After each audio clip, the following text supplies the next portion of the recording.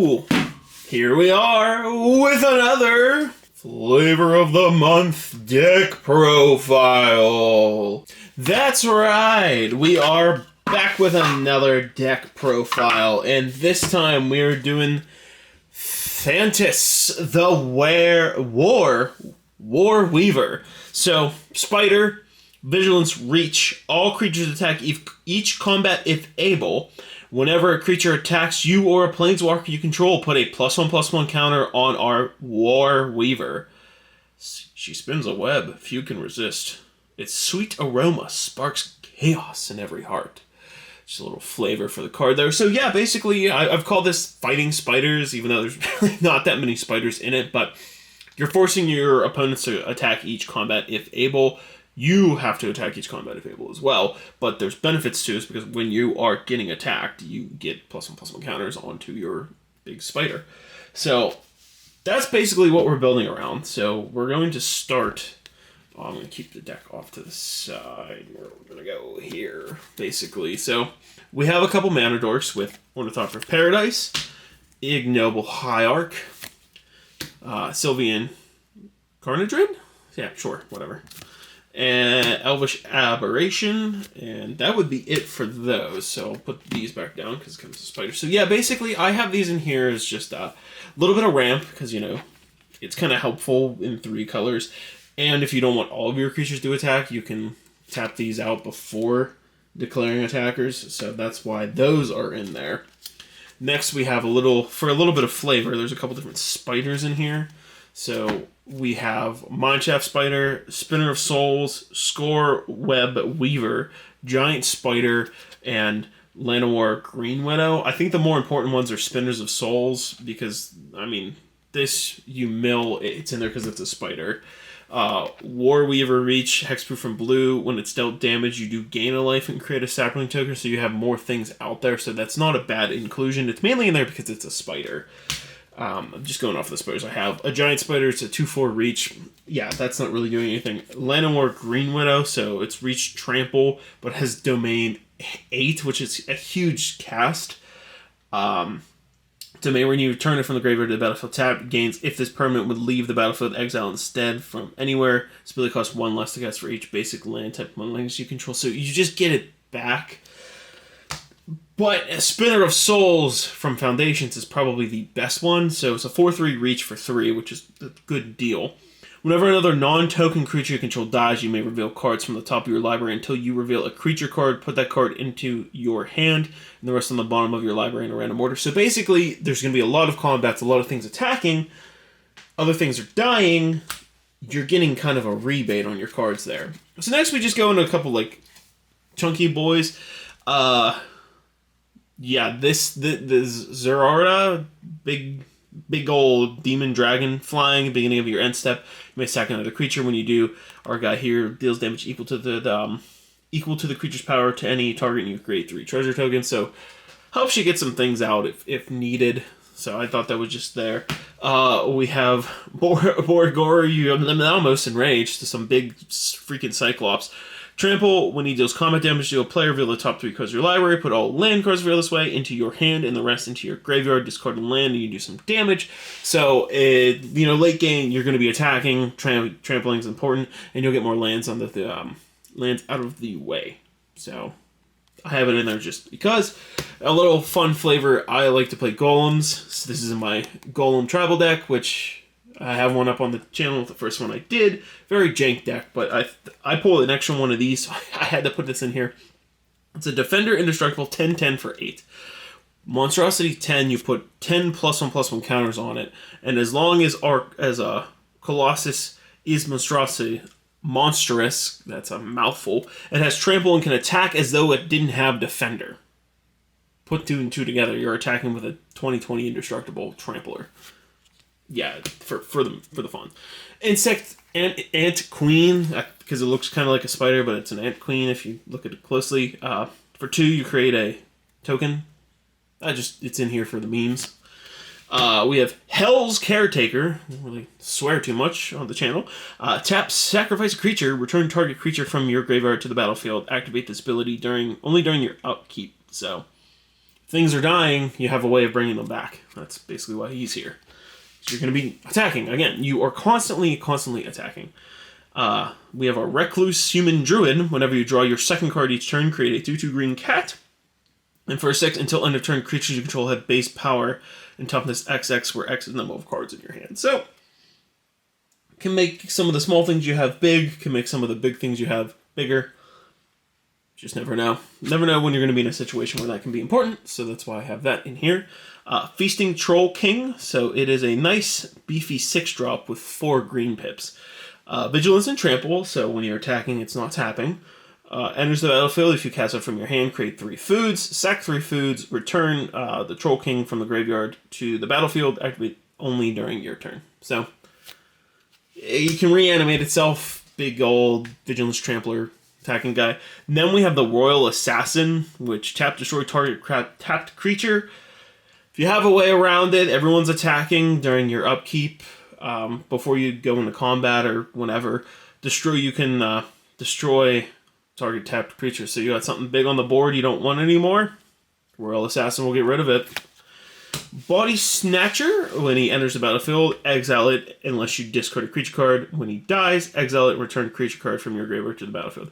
A lot of things will be dying. You can get things back easy this way. We have our Rising Star, Dragon Spear. Flying, when it dies, distribute 5 +1/+1 counters on any number of target creatures. Among any number of targets, yeah. Distribute 5 counters on any number of creatures. So, attacking, flying, has some evasion to it, and when he dies, your creatures get stronger. Thought it was cool. We have the Golden Sting Insect Assassin, kind of going with the theme. Flying Haste. When it attacks, put an egg counter on another target creature without an egg counter. When it dies, if it had an egg counter on it, draw a card and create an insect. I had fun playing this. I was putting egg counters on all kinds of different things, but it really didn't matter at the end of the day. I had fun with it. Alicia, who laughs at fate, basically first strike, attacks, put a +1/+1 counter on it. You're going to be attacking every turn. Raid, at the beginning of your end step, if you attack this turn, you will have to return target creature with mana value less than or equal to Alicia's power from your graveyard to the battlefield. So if it lives with the first strike and you keep attacking, then you're gonna get your dead things back. Yogo Koga and Yardo, sure. It's a ape dinosaur turtle that I butchered. When it enters the battlefield, choose 1. It gains trample and haste till end of turn. It fights target creature you don't control. There was a fight sub-theme to it, so you have some ability to do some fighting, or you can just swing it immediately. 4 for discarding it. Destroy up to 1 target artifact or enchantment. Shuffle it into your graveyard, then draw a card. So, removal on a creature is always helpful. We have Gore Claw. Creature spells you cast with power 4 or greater cost 2 less to cast. Whenever Goreclaw Terror attacks, each creature you control with power 4 or greater gets +1/+1 against trample until end of turn. So it's a good finisher if you need to keep attacking, like your commander, with all those +1/+1 counters on it from being attacked. Yeah, it's going to be pretty strong. Juggernaut, just because it attacks these combat if able, 5/3. It can't be blocked by walls, but it's a 5/3 for 4, so thought that was cool. Elvish Piper, green tap. You may put a creature card from your hand onto the battlefield. Easy way to cheat out some of the big creatures since it's a creature-based deck and you're going to be attacking a lot. So throw in an Elvish Piper, easy tap, and get more creatures for free. Then we have Xenagos, God of Revels. Beautiful artwork. Indestructible, as long as your devotion to red and green is less than 7. Xenagos isn't a creature, but at the beginning of combat on your turn, another target you control gains haste and gets +X/+X until end of turn, where X is that creature's power.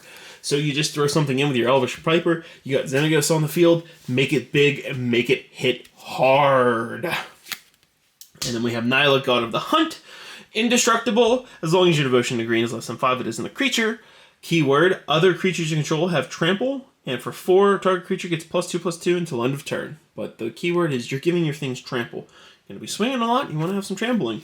Yargol and Multani, a very good meme card. 18/6, that's it. It's an 18/6. It's going to swing and hit hard. And then we have Gulta, Primal Hunger. This spell costs X less to cast, where X is the total power of creatures you control. That's pretty easy to get there, to make it only 2, honestly. And it has a 12/12 trample, so you can get a 12/12 trample for 2. And the beefcake of all monsters, Craterhoof Behemoth, and the Foil Etch Beauty. Haste. When he enters the battlefield, your creatures get trample and +X/+X for the number of creatures you control. So, it's a swinging combat deck. I'm putting a Creator Hoof in it. Man, do I need to say anything else about that? So then we're going to go on to our instants and sorceries next. So we have a couple things here with Fog and Lull. They are essentially the same card. I wanted to have a few prevent combat damages, so if someone's trying to swing out for you while you're tapped, Fog or Lull them, and it's basically their attacks are pointless. Then we have Sandstorm. Sandstorm deals 1 damage to each attacking creature, just in case you're dealing with a big board of 1/1s or creature-based token deck. Sandstorm can kind of help deal with that since everything's going to be attacking. Might as well punish them. Hero's Downfall, destroy target creature or planeswalker. Easy spot removal. That's what that's in here for. Then we're into the fighting sub-theme a little bit with Prey Upon, Bushwhack, that can get you a land, or Fight. Basically, these are the two that I have in here, I'm pretty sure. So, Fight or get a land. Then we have Glimpse the Core. Search for a forest card, put that on the battlefield, tap, return target cave, basically ramp, put it on his reach, more ramp. We have a Shishamic Revelation, draw a card for each creature you control. In theory, you're going to have a lot of creatures. In Ferocious, you gain 4 life for each creature you control with power 4 or greater. So, way to replenish your hand and kind of keep on going. Dread Return, return a creature card from your graveyard to the battlefield. You can flash back for second 3 creatures, which hopefully are like tokens or very small things. Same thing with the Fossilize, return target creature from your graveyard to the battlefield. Creature explores, and it explores again. Then we have another fun sorcery here, Primal Might. Target creature you control gets +X/+X until end of turn, and then it fights up to 1 target creature you don't control. So make it big, make it beefy, and remove something. Next, we are on to our artifact cards here. So we have Ramp and Felwar Stone, Ramp and Arcane Signet, Ramp and Commander Sphere. Lotus Blossom was more ramp, but I will talk about this one. At the beginning of your upkeep, you may put a petal counter on Lotus Blossom. Tap, sacrifice Lotus Blossom, add X mana of any one color where X is the number of petal counters on Lotus Blossom. So you get it out early, you hold on to it when you need to play something big like your Critter Hoof or your Galta, or in case things aren't going your way. That's why I have Lotus Blossom in here. Colossus Hammer, it's fun. It's a 1-drop, equip 8, and +10/+10. Diamond Pickaxe is a very slept-on card, I feel like. It's indestructible. Gives a creature +1/+1, and when it attacks, you create a treasure. So you get this out early if you're lucky, and then you kind of just pick away, and you'll be able to play things faster. I have my Soul Cleaver in this deck. Equipped creature has Vigilance, so it helps when you're constantly attacking. And the benefit, whenever another artifact or creature is put in the graveyard from the battlefield, put a +1/+1 counter on an equipped creature. Anyone sacking tokens getting sacked, treasures getting sacked, you're going to benefit from it with that card. Helm of the Host, why not have it in here at the beginning of your upkeep on your turn? Create a token that's a copy of equipped creature, except that token isn't legendary. If the equipped creature is legendary, get this on your Warweaver, then you're going to have a lot of Warweavers for everyone to deal with. Why not? Skullspore Nexus, it's fun little card here for 8. Spell cost X less, where X is the greatest power among creatures you control, so they're easy cost reduction in our deck. Whenever 1 or more non-token creatures you control die, create a green fungus dinosaur creature token with base power and toughness equal to the total power of those creatures. Then for 2, tap double target creature's power until end of turn. You got something trampoly, you're trying to do a big game and swing. That'll help. And why not? The Great Henge, another X cost reducer, trying to keep you alive as long as possible with a card like this. Add 2 mana, gain 2 life whenever a non-token creature enters the battlefield under your control, and it gets a counter and you draw a card. Card's too good to not be in a green fighting deck, honestly. Just being honest there. Then we are actually a heavier enchantment deck than I thought we would be, but let's get into it. Into the Wilds, beginning of your upkeep, look at the top card of your library. If it's a land, you may put it onto the battlefield. That's cool.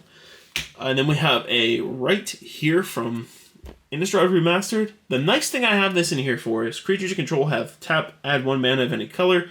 In case you just don't feel like attacking with the creature, you can tap it for mana and kind of save it. So, I thought that was good. Inclusion, Sylvan Library, All-Star, beginning of your draw step. You may draw 2 additional cards. If you do, choose 2 cards in your hand drawn this turn. For each of those cards, you pay 4 life.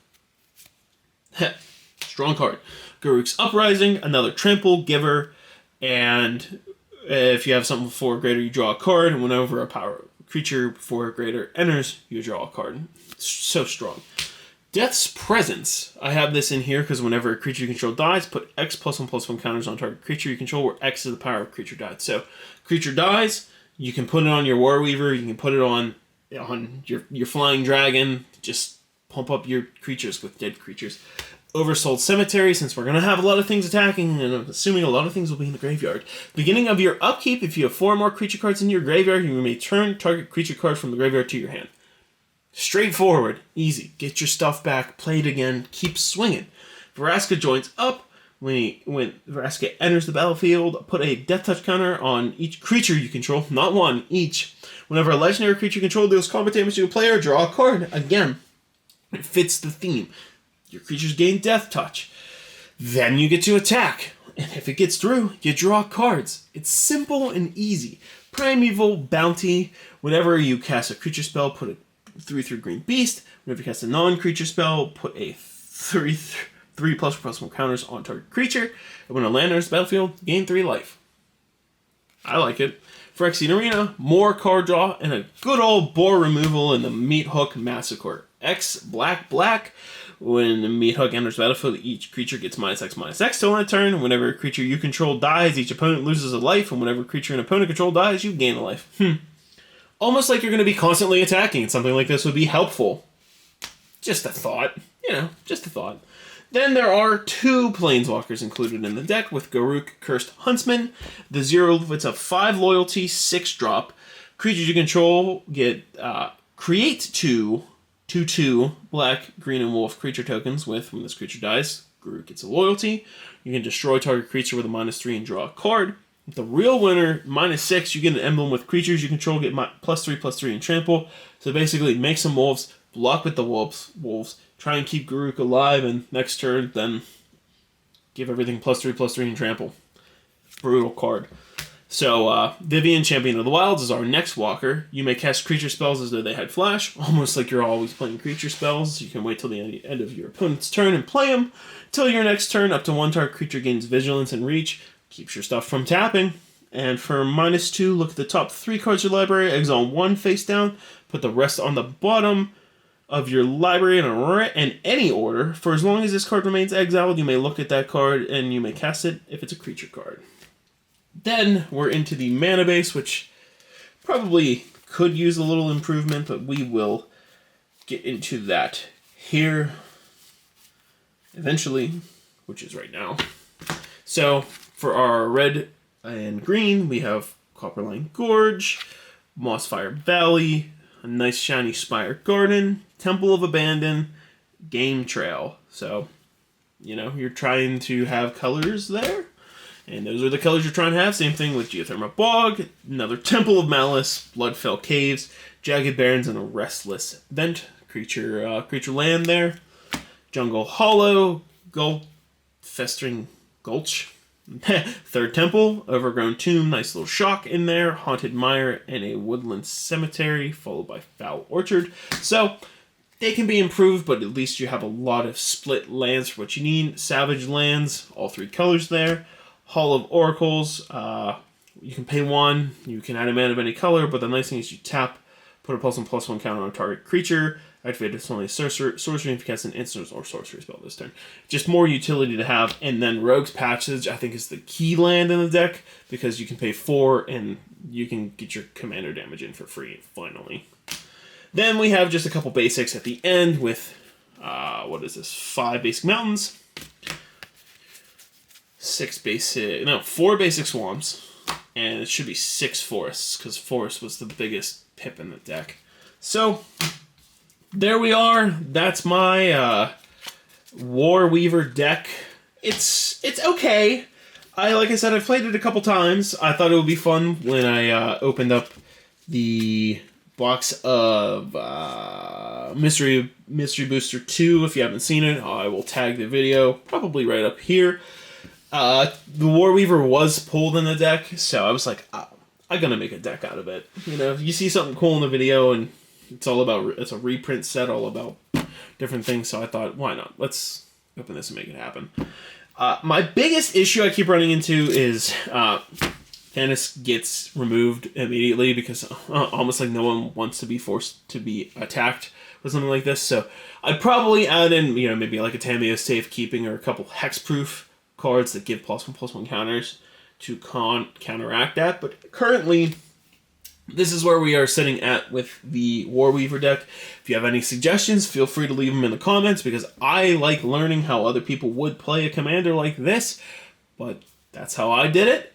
And yeah, so we've watched the next installment of the Flavor of the Month deck profile by yours truly. Yeah, if you want to see me build more decks, it happens at least once a month. Anyone can give me comment suggestions, because that would be kind of cool to see what someone would want next. But I will just keep brewing the things that I think are cool, and I'll keep showing them off on the channel. So thanks for watching. If you made it this far, you're the greatest. Honestly, thank you. Truly, thank you. Because that's awesome for me and for you. Because you made it all the way. Yay! I'm done. Gotta stop rambling. Thank you.